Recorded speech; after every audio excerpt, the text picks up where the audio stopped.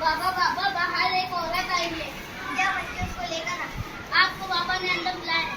अस्सलामुअलैकुम। वालेकुम अस्सलाम। बोलो बेटी, क्या तकलीफ है? मेरे बेटे की कई दिनों से तबीयत खराब है, उसे मंत्र वाला पानी दीजिए।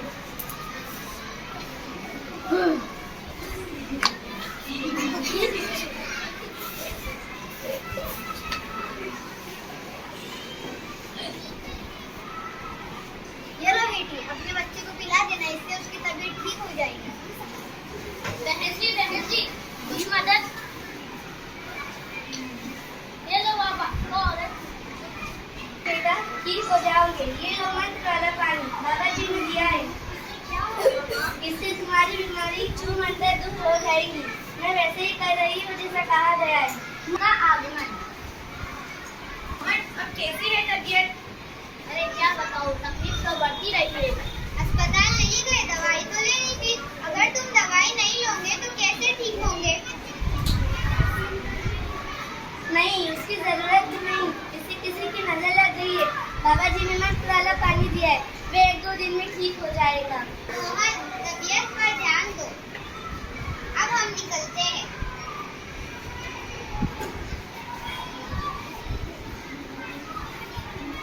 अरे अब तो हम लोगों का काम नहीं होगा।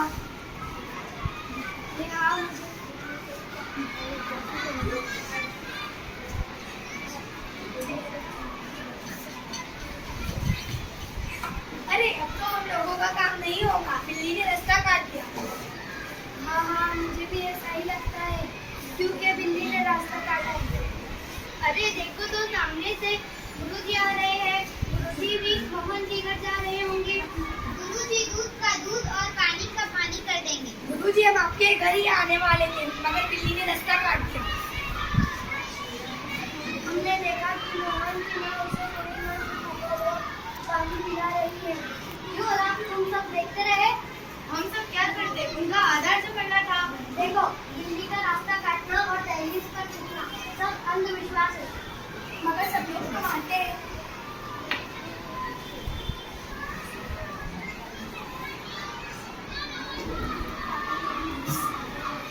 इस बीमारी के अनेक कारण है, दवाई उसका एकमात्र इलाज है।